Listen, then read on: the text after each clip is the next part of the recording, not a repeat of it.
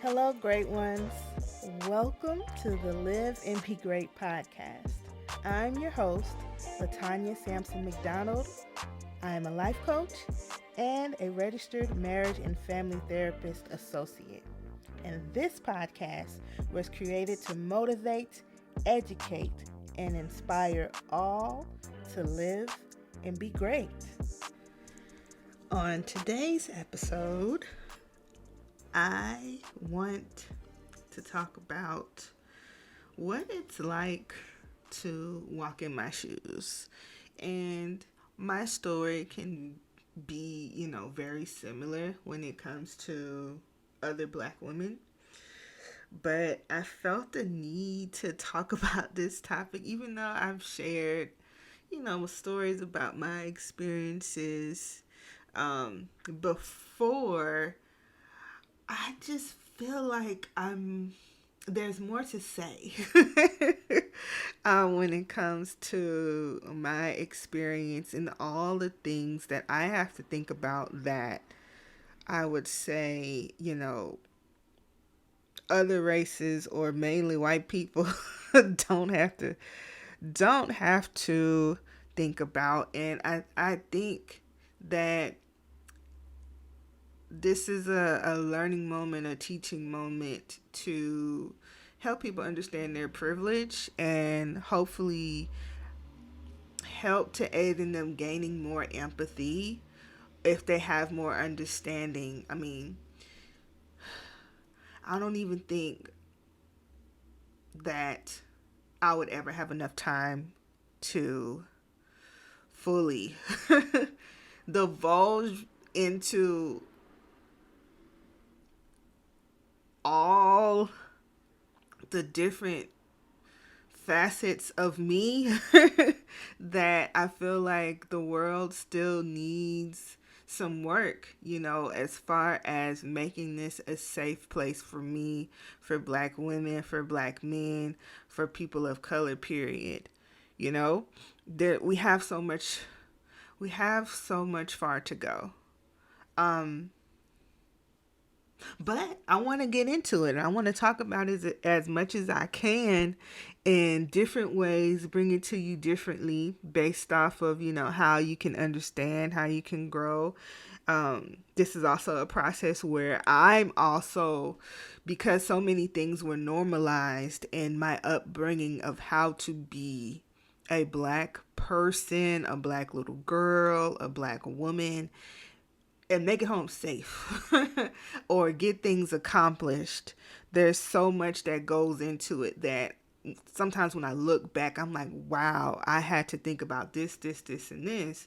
But my counterparts that were the same age didn't have to, So I want to talk about this as much as I can. I hope you guys don't mind because I'm also learning more about me and my experience. And, like I said, there's work to be done. Also, I was gone, for the past couple of weeks because the time that I was supposed to do the second episode of this season, I went to go celebrate, my birthday. I had a good time. And then I want to say last week, I was just kind of confused on to where I should just pick up or just come back in rotation.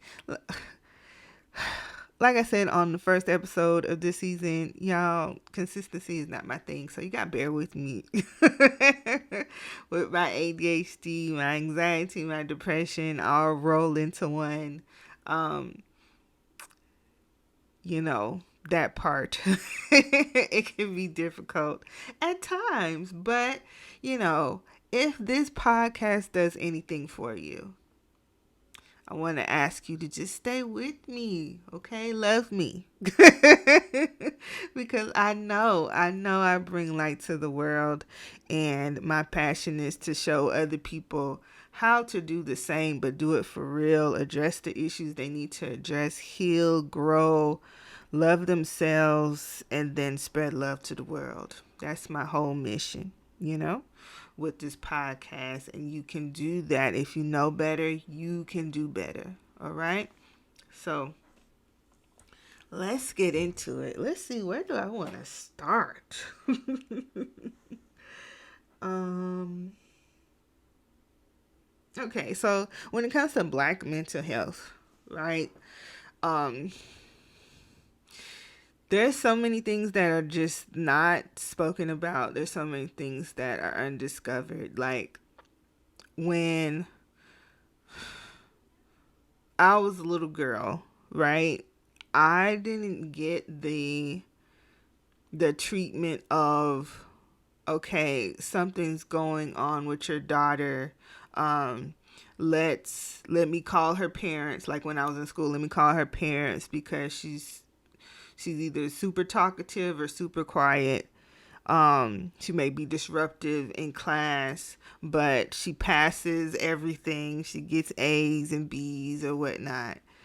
Um, there was no teacher that would contact my mom and say that I think we need to get her tested for anything. Okay? You just get in trouble, you get labeled.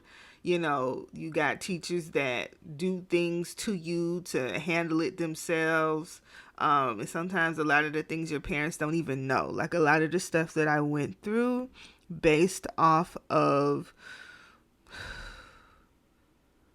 a lot of the stuff I went through based off of how I look and what race I am. Being a dark skin, okay, because that's another, colorism is a thing.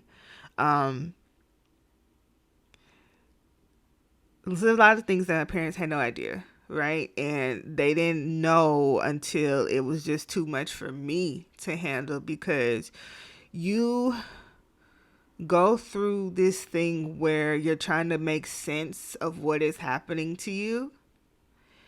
And as a little girl, the things I had to think about was, I don't want to look like a bad kid. Like, how I don't understand why I'm being treated this way, why I'm being called stupid, why I'm seeing maybe other kids in my class get away with certain things that I'm not getting away with. Like, I don't know, how to process that as a little girl. So you start to develop these defenses. You start to develop a mask to protect yourself. Like, you start to think, okay, how can I not look dangerous or like a troublemaker? What can I do? And as a child, sometimes you don't necessarily know that you're being treated, inappropriately, until you see an example of someone else not being treated the way you are. Then you start to say, okay, well, why?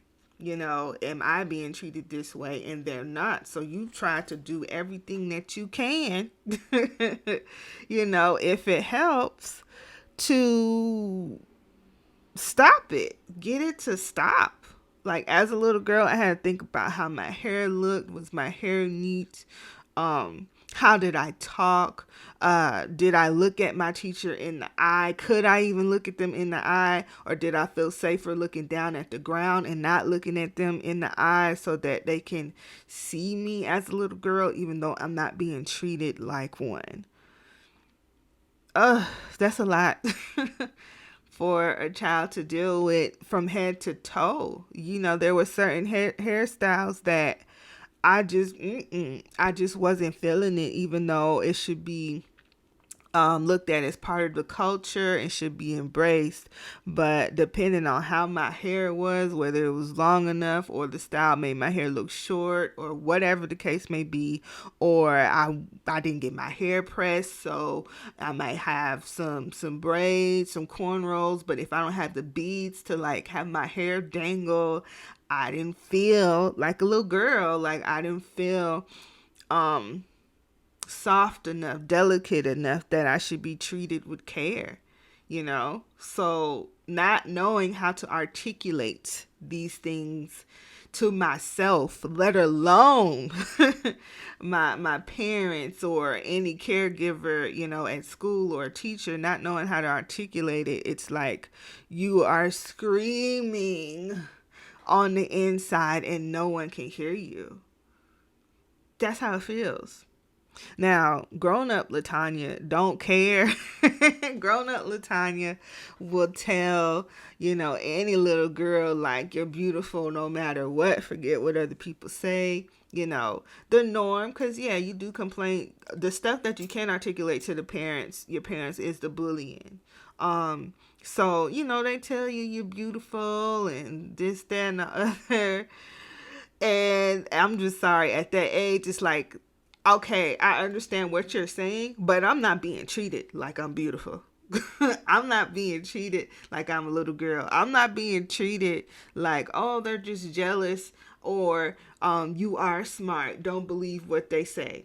I'm not being treated that way, right? So that's a whole different aspect of what you want to be able to be inspired. You want to inspire your children. I want to inspire people, but there's a part that unfortunately I couldn't protect myself from, and as an adult it's very difficult for me to protect other black little girls from, or black women from, because of the training. You're trained to look at us a certain way, whether you know it or not, right? Whether you recognize it or not. That's why we talk about how, white people are inherently racist. And a lot of people, a lot of the times, they're unaware, right, of what is coming off as racism based off of your training, based off of your privilege that you don't quite understand.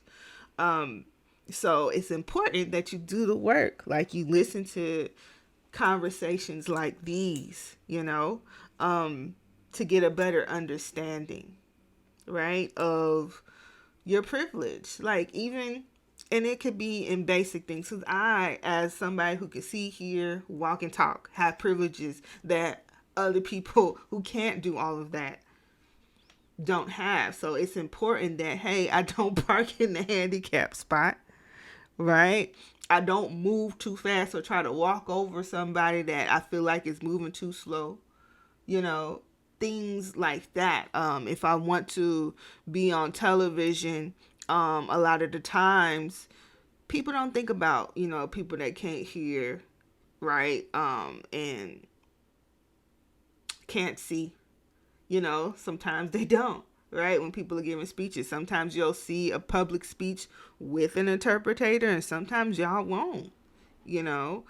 Sometimes you'll see a building that has a ramp, a handicap ramp for people who are in wheelchairs, and sometimes you will not.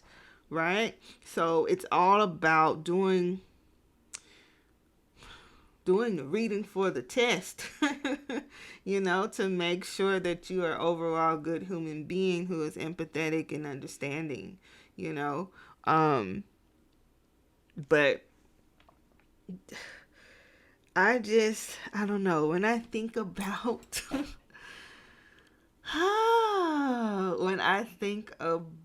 the work that still needs to be done, like, why did we have to have a Crown Act where people are still not being hired for jobs, based off of their hair, okay? People getting put out of school or getting, disciplinary, they're getting disciplined. Is it disciplinary actions? Y'all know what I'm trying to say. But people being disciplined, not able to walk during graduation because they have locks in their hair and they're too long, or whatever the case may be. Our hair is looked at as unkempt, it's just difficult. It's just very, very difficult, and having to deal with it from not only my race, who was trained to think of themselves a certain way. And when I how I explain that is when I say they're trained to think of themselves a certain way. We're trained to think of ourselves a certain way. When I talk about, the mistreatment and I'm being treated a certain way or I'm being talked to a certain way, after a while, if it happens so much, you start to believe it. And if you grow up in a household where they've been trained the same type of way, and it hasn't been addressed, it hasn't been healed, it hasn't been talked about, people are just, hey, this was done to me, passing down certain toxic traits that make you feel alienated, that make you feel less than. It's like, okay, from outside, I have to feel this way, and from inside, I feel this way because I'm being treated, and I don't know what to do to stop it because I'm being treated this way.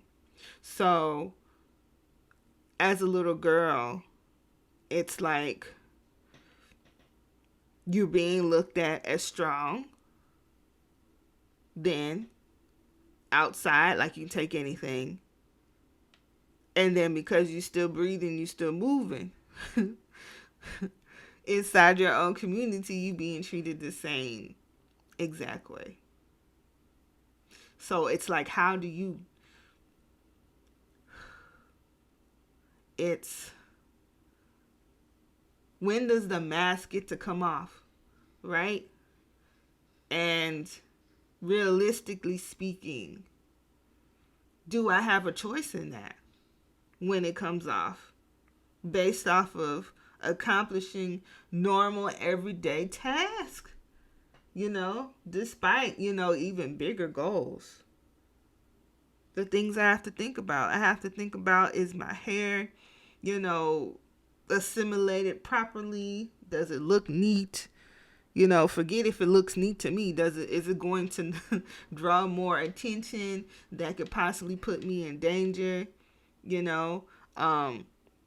How does my skin look? How am I talking?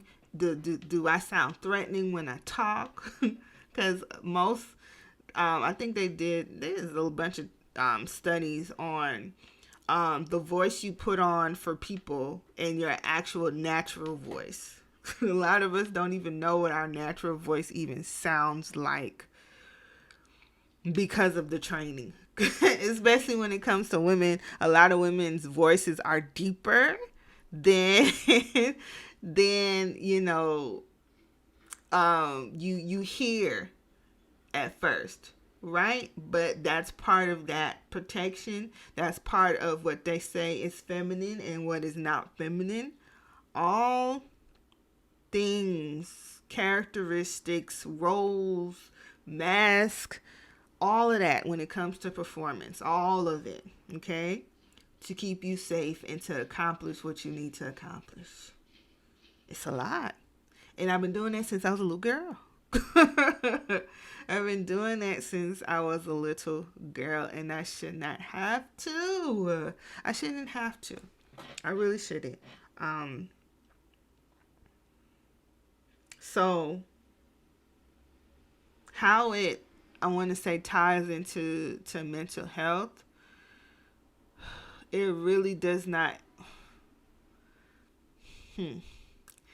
How it ties into mental health, especially Black mental health, it does more harm than good. Obviously, you kind of have to get into this imaginary mind just to cope and pretend like you don't see it. Sometimes you just like, I want to say I love being an entrepreneur because the things that I have to think about when going into corporate America that other people don't, is extra stress on me. It just is. Not to mention having to deal with people being trained, like I said, to look at you as strong. I say it all the time, when a Black woman walks into a company, when she gets hired, oftentimes she's undertrained, but she's looked at as the superhero. And she's the first one to get fired. Should she say anything about it, or should she not live up to whatever standard that they have placed on her? And oftentimes it's a standard that wasn't listed in the employee description. you know, I don't know how many times that, I hear about black women doing their job, not getting promoted, somebody coming in that they're training, and next thing you know, that person is there to take their job and they're booted out. Right? It's a lot. It's a lot to think about. What else? What else can I give y'all? Like this this is difficult for me. Cuz like I said, the reason why it's difficult for me is because like I said before, there are so many things that I have normalized that I don't even realize anymore that I've trained myself to just do it so that I can survive, so that I can make it home, so I can get things accomplished without being hurt, without. Mm, yeah. Whew. Y'all have to forgive me.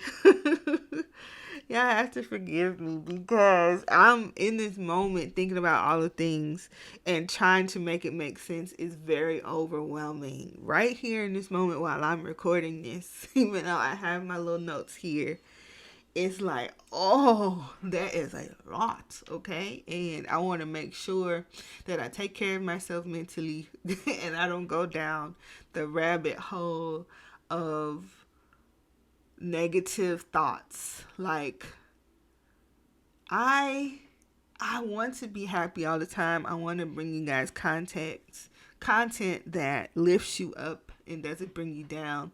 But I do understand that part of that lifting up is being a voice for the voiceless, right? Is validating others that have a certain experience and may feel alone at the time or feel like no one is riding for them. That, when I see it happen, it's inspiring for me. So this is part of that, me educating you on this, especially if you got black friends, or you're married to a black person, or whatever the case may be. Like, it is important that you listen to conversations like this, okay? So you can understand, because that's all we need. Like, your basic human need is to be understood, right? To be heard, to be loved, to be cared for.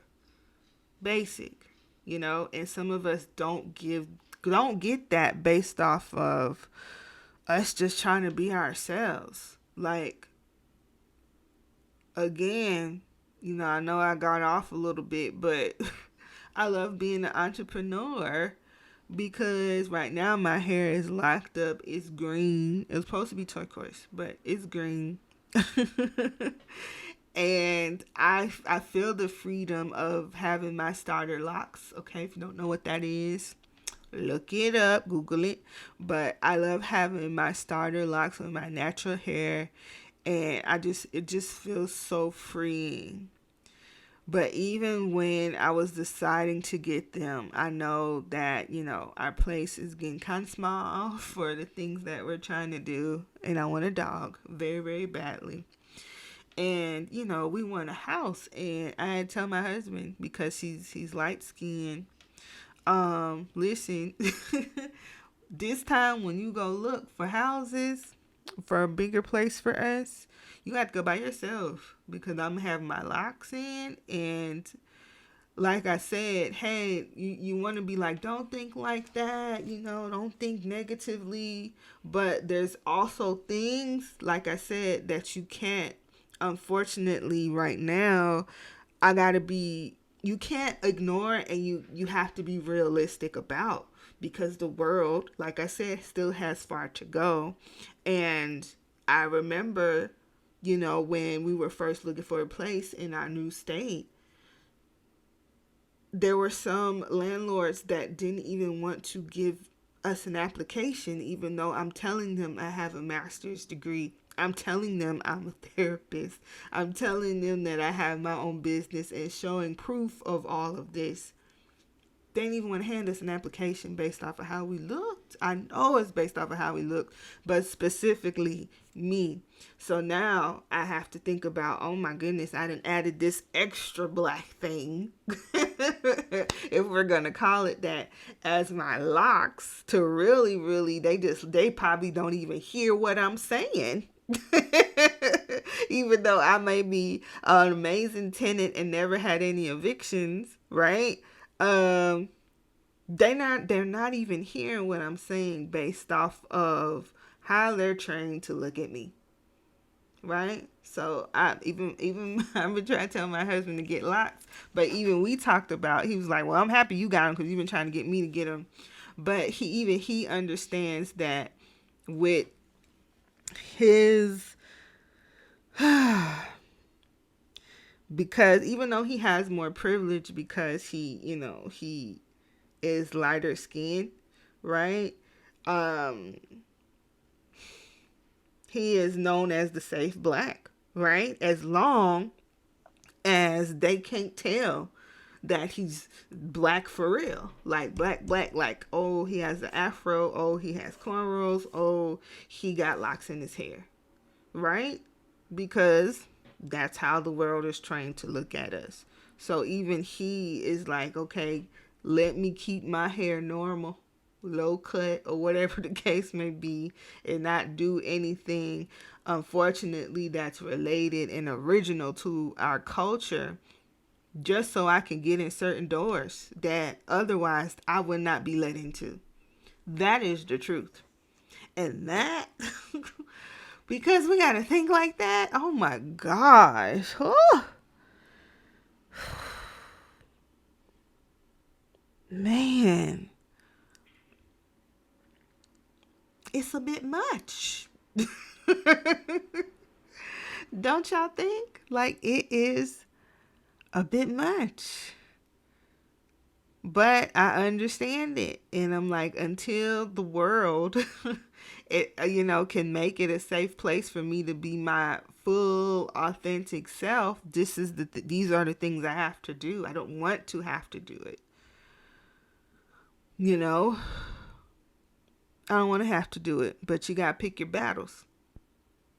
And I want to do my part when it comes to educating people on this and, championing these conversations. That's my part in trying to make the world a better place and a safer place for me and those who come after me that look like me. Let's be honest. Right?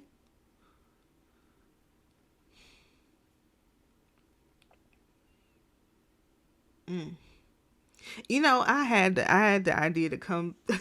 I really had the idea to come and do this podcast and really break down each stage, each important stage of my life, from little girl, high school, college, and things of that nature. But it's not going that way today. And I think we might be here all day and night if I did that. When it's like, why do I have to think like this? For what? It's unfair, right? It's unnatural, even though we've normalized so much. What was one of the stories I want to tell you guys? I don't know if I told y'all this story, but me and my brother was talking about it the other day because we were watching, he showed me a clip of Michael B. Jordan and how a girl who used to make fun of him in school basically, was interviewing him, and he was like, he called her out. He was like, yeah, I'm the corny one, right? And she was like, I never called you corny. But I mean, okay, so you may say it's simple because his name is Michael Jordan, right? And of course kids are going to make fun of that, right? But it's like on the other hand, the double negative. Like I have to deal with this within my own culture and deal with whatever it is outside of my culture. I'm always fighting multiple battles just to exist, just to be myself. Okay? So when I would say um the reason why I brought that up is because I went to the same school. He went to Chad Science Academy, and I'm not sure if he was there, from elementary school to high school. I'm not sure, but I went there for like I want to say just a couple months, and I had to go. Okay, this is why I had to go. Number one, this was around the time that my best friend passed away. Right, so I was already a mess. Number two, remember I told you that we are trained, all of us are trained to treat black people a certain way, even other black people. And I just said that comes from how we're being treated, period, from the beginning, from inside and outside. And you just, sometimes you don't even realize you're carrying on those traits, or you've been programmed to think this way about yourself. You just going, you don't know why, you locking the doors when you see somebody that's black and you black too, when you see them walk past your car, and you not doing that when you see white people pass your car. You don't know why when you see someone with locks, you may think that they're unclean if their locks aren't, tight to the scalp and you can't see their scalp. You've been programmed this way. You don't know why you're looking at a dark-skinned little girl as dangerous versus a light-skinned little girl. Okay? You have no idea. You've been trained that way. Okay? So, when I went to Chad, all right, like I said, my best friend had just passed away. There was no therapy for me. I was very suicidal during that time. Okay? But like I said, there was no, I want to say that day that I went to school, I was a mess. I wasn't my normal talkative, disruptive self with my ADHD. That's, again, nobody, Chad Science Academy, you would think, right? That, anyways, so I wasn't my normal talkative self or my normal quiet self. Right? I was crying and my parents had to come get me from school anyways, right? But there was a situation where I had this friend named Gabriel, and I called him Gay for short, right? And I'm in the second grade at this time. I don't know.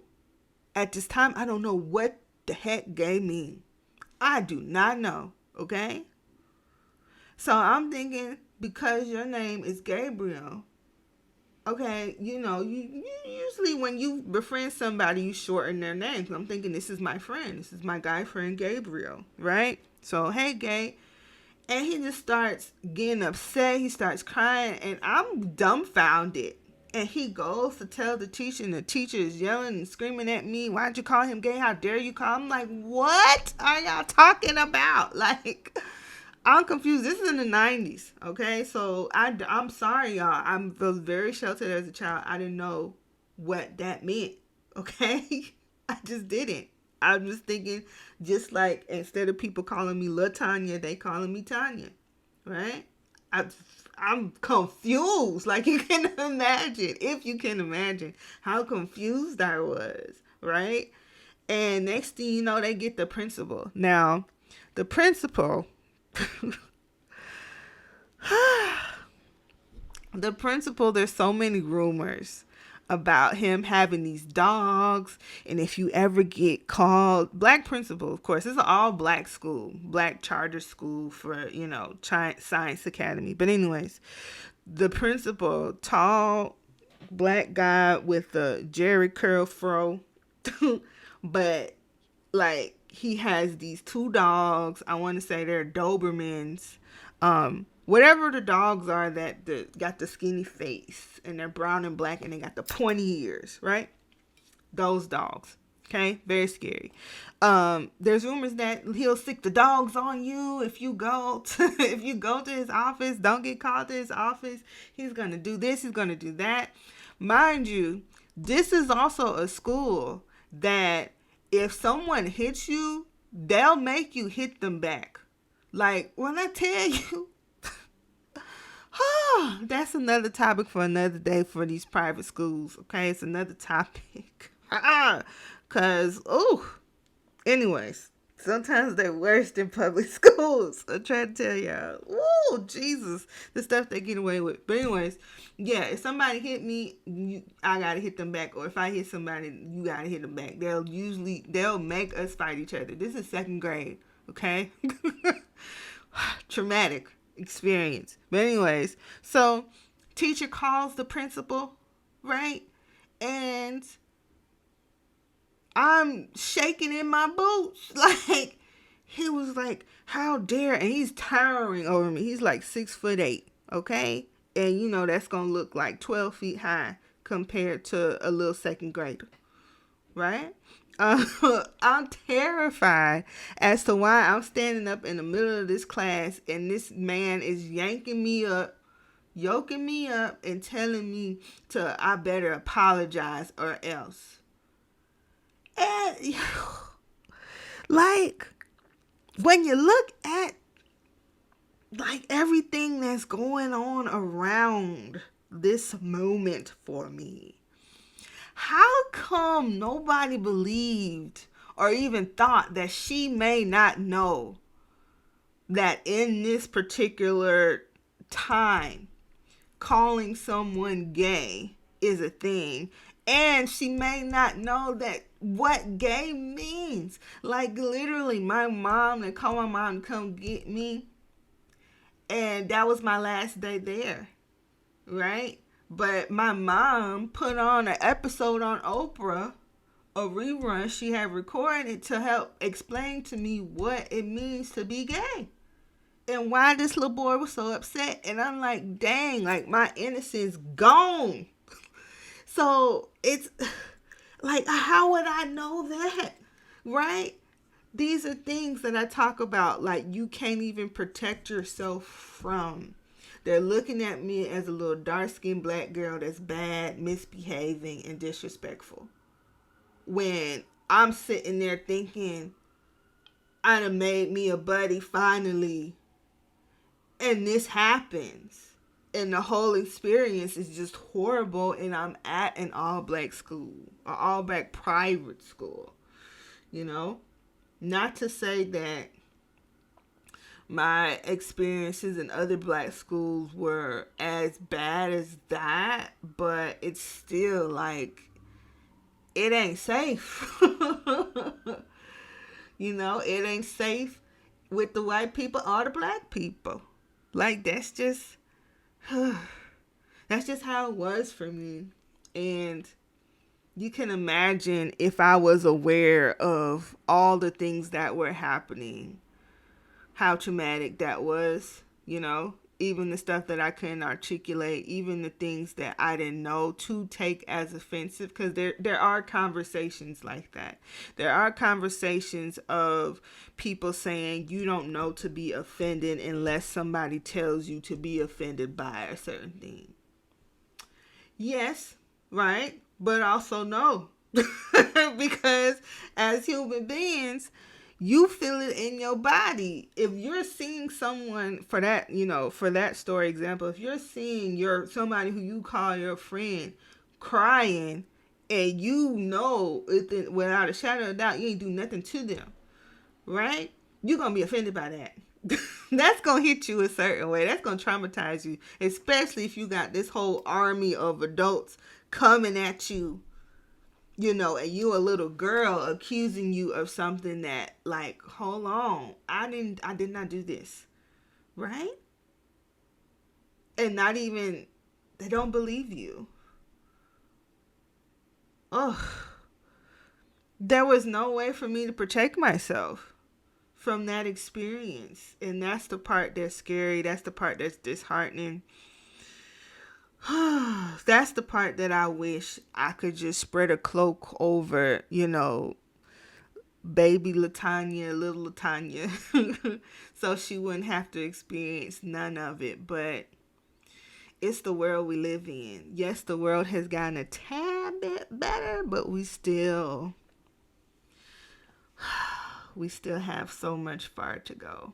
So much further to go. I think that's the right way to say that. That's the right way to say that. But I love who I've grown to be. I love having the confidence and finding ways to be me. Like, I had to get out of corporate in order to find a way to be me. There's still things that I have to think about.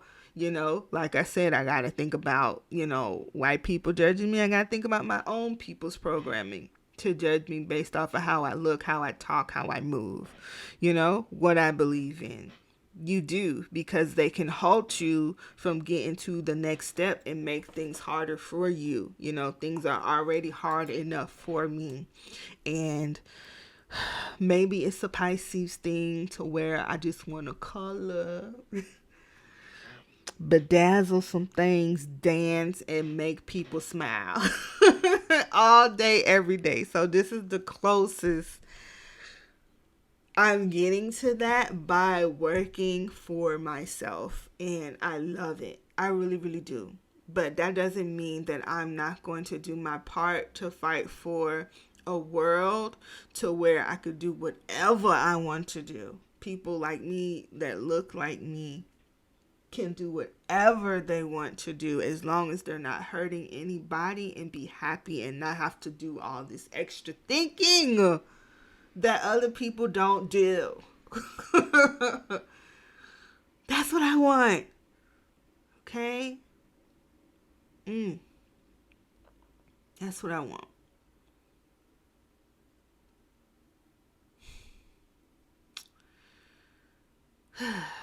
But yeah, I hope that this episode has been enlightening. I hope it's been beneficial. I hope you get something from it. Please share it, with anybody that you would like to play it over again. Journal about it. Start a conversation about it. Like, I would love for you to do that and just spread the education. Please, in any way that you can. Do the work on yourself, because that's another thing. If you love yourself, this conversation is easy for you, okay, to understand whether you look like me or not, whether you black or not, right? If you love yourself, if you understand your privilege, like, I have no problem saying when I'm wrong based off of my healing. When I wasn't healed, you couldn't get me to say, because of what that meant for me. Being treated as if I'm wrong when I'm not doing anything wrong. Of course, you develop a fear towards it. You try to do everything you can, because what that might cost you. So if you can control it, you're going to avoid it. You're going to avoid, being accountable. You are. And that's a whole, man, I hope I ain't lose y'all with that, because I do have that tendency. But I hope I explained that to you guys right. If not, it'll be another episode. That episode would be based off of why fear plays a good role in accountability, and how you kind of are trained based off of your experiences, based off your childhood, based off of your trauma, to try to avoid being wrong in a situation. And until you heal that, like, it's a thing for you. Like, me apologizing when I know, I made a mistake. I love when it doesn't feel like it's the end of the world. But based off of, past experiences, sometimes it can, especially if your intention is misunderstood. So that's that for this episode of A Walk in My Shoes.